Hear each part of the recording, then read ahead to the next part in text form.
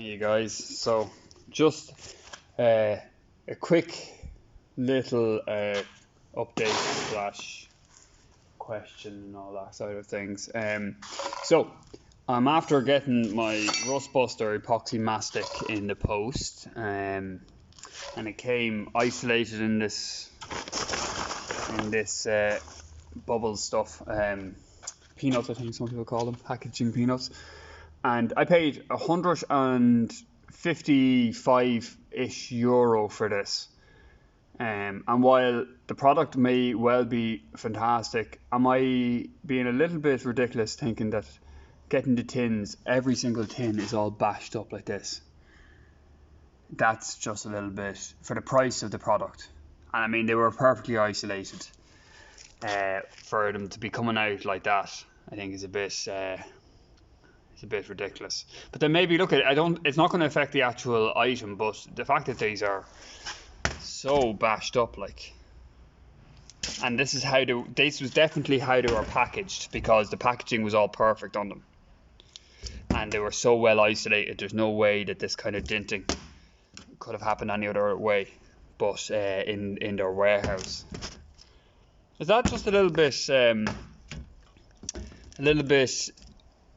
uncareful treatment of their product in their warehouse? And should I care about this kind of thing? I don't know if I should care about it, but for €155 for 6 litres of the stuff, it's a little bit of a premium product to be getting a very shabby packaging. So look, maybe that's just me. Maybe it's not important and it's a bit silly of a thing, but it kind of irritates me when I'm after paying so much for it that I get a product this kind of badly damaged. As it could be a fantastic product, it's just not a good start. So what else have I been getting up to? I took off the side skirt and found that this point here was rotten on it, so I had to put in a plate across it. My welds are absolutely shocking. I'm basically, my mindset on this is just get the job done and enjoy the car. And you know, if it's not pretty, that's irrelevant, because that's a good strong weld. I know that's a good strong weld.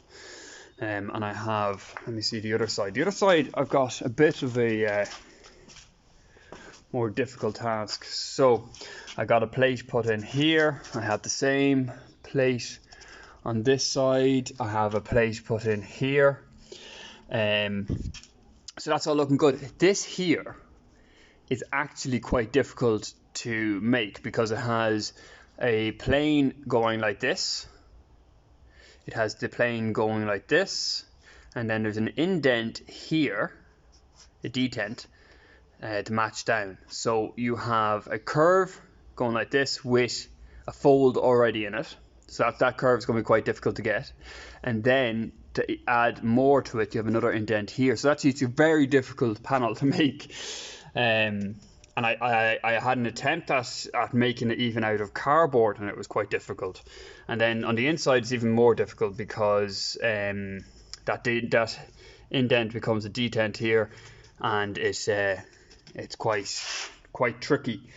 So what I might do is I might try and get a piece to go over that, following that curve. I'm not going to worry about too much of the inside of it. I'm going to treat it, and I'll probably end up filling the inside part of it. Or I'll get a piece, if I can get a piece that fits better on the inside, and then I'll fill the outside. Either way, I'm not going to get overly precious with this. I'm just going to try and get a usable piece, because otherwise I would have to buy in the arch section for that area there. And maybe that's the right way to do it. I don't know. As I say, this is while the engine and all that's going to be fantastic, the om606 engine and everything like that, and the suspension components are going to be good. That's the other thing I want to show you. You know, these w124s are not an expensive car, so it sort of doesn't warrant going too much into it. So these all still have to be painted. I power washed them, and you can see the oil just streaming out of that diff.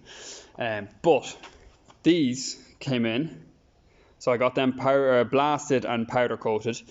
These springs are looking fantastic. I decided to keep the springs, the original springs. They're just looking really good. Like you'll see some of this where the rust was on it and that. The bar got a bit scuffed up, fell off the pallet as they were delivering it to me. I mean, delivering it to me across the yard. They were just drove it across the yard and it just flew off. It got a bit scuffed, but actually it's a good sign because it didn't do much damage at all, and it was rubbed across the ground by the pallet or by the forklift. So it's a good strong finish. These guys are agricultural powder coaters, and they just do a very good job. It's a very abrasive blasting they do, so that has to be, you have to account for that. And then they do a very thick powder coat, but the very abrasive blasting would do a good job for sorting out any kind of rust as well. So I just had to put the bushings. In. Sorry, that's my daughter giving out to me, so I'll cut it short here. I had to put the bushings into this, press the bushings out of the back of these.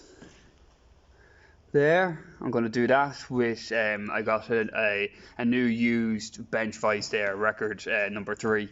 I'm hoping I'll be able to either put the new ones back in and take them out with that for there, or I might be able to fit them on the press, but unlikely. Yeah, guys, so tell me, what do you think? Do you think that's a bit shabby of a finish, or shabby initial impact? It's a bit shabby for the kind of money you're paying for this paint. It's only 6 litres of it, and it costs €150, €155. I don't know. You guys let me know. Am I being too sensitive?